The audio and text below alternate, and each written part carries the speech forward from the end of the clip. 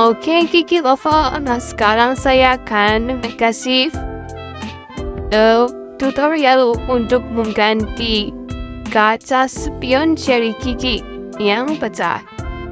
Pertama, kita dorong ujung atasnya sampai mentok, lalu kita tarik bagian bawahnya ya sampai lepas.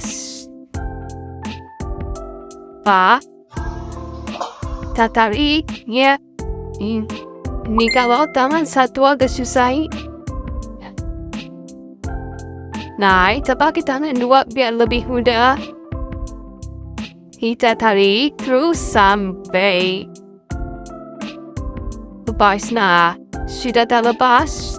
Lalu kita pasang kaca spion yang baru.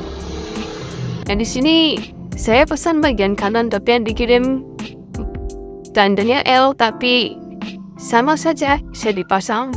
Mau kanan mau kiri tetap bisa dipasang.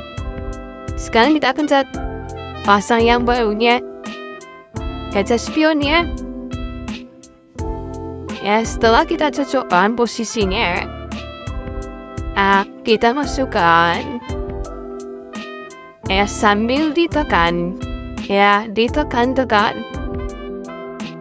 Tekan sampai bunyi klak. Ya, karena di tengahnya itu ada kancing yang pengaitnya. Nah, sudah terpasang kaca spion ini.